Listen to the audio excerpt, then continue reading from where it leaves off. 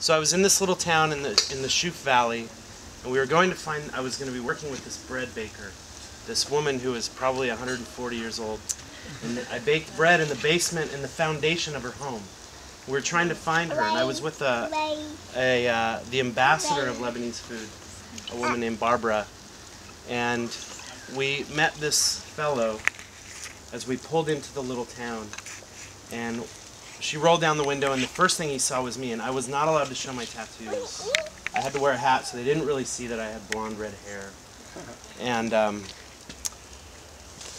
I don't know, it was a little bit unnecessary, but the people that I was there for were not. They wanted to take all the precautions necessary. So we roll down the window, and the guy looks at me, and he says, "What do you want?" And he said it in Arabic. I didn't know what he said. And Barbara said to him, "We're looking for this bread baker." He said, "Well, what do you want to see her for? What do you care?" She's like, "He's an American. I'm Lebanese. We want to see this bread baker." And he's angry, and he's kind of looking down. He's like shaking his hands, and he said, "Okay, you can go see her, but you have to have tea with me when you're finished." I said, "Okay."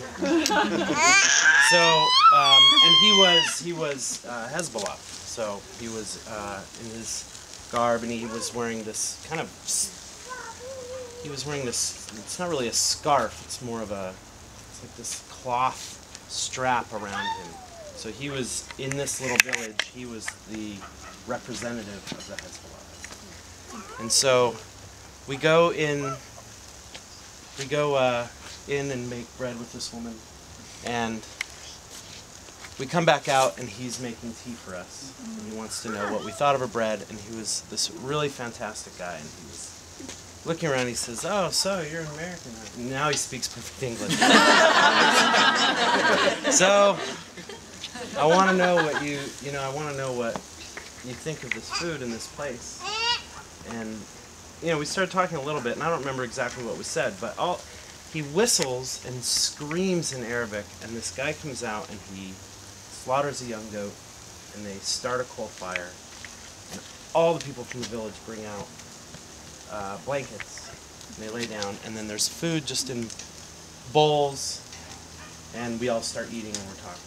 And he's saying to me, he said, "See him, he's a Jew. See him, he's a Christian. See him, we don't know what he is." And he goes on and on and on. He's telling me about it, and he's like, just so you know, we just want Lebanon to be Lebanon. We don't want anybody messing with us. Just let Lebanon be Lebanon. The Jew, he wants Lebanon to be Lebanon. Christian, he wants Lebanon to be Lebanon. It's like, okay. So we eat and have this really wonderful meal. So that was sort of the focal point of this, with blankets and the food being out. We ate a lot of food that day. But so these are all dishes of a number of Middle Eastern countries. So there's a dark brown dish called ful madamas, which is an Egyptian dish of fava beans cooked with tomatoes and chilies and coffee. And you eat that with hard-boiled eggs. There's lebne that was strained overnight outside. So it's when we make yogurt and we strain the whey out of the yogurt. Or the whey out of the lebne, and lebne is what you have left. You add water back to it, and that makes your yogurt. There's a Tunisian vegetable, they call it a vegetable salad, it's called machuya, but it's really like a salsa. So we made a fire last night in our oven at the restaurant, and then we let the fire burn down, and I took a bunch of vegetables and put them on the floor of the wood-burning oven. I covered them with coals, and you scrape all the vegetables out later, you peel them, smash them up, and you have this salsa. There's a bunch of raw vegetables there. There's a Syrian dish called mahamra, which is red pepper and pomegranate molasses and walnuts. There's fish. I'm reading a book right now by a woman, a journalist named Anina Sazalo, who's her and her husband moved to Baghdad in 2003, and we're covering the situation there. So she wrote about this story of these people that cover fish in tahini and grill them. And it's a common street food, so that is that there. There are also a couple different kebabs. My request of you is that you don't use any silverware, you eat it all with your hands. Oh yeah! There's Less washing up. There's some bread there, some lavash, an Iranian bread. There's a bunch of herbs over here, so just rip the herbs off the stems. There's limes and lemons to squeeze on everything. And we're grilling more food, but please be sparing in your taking in the first round.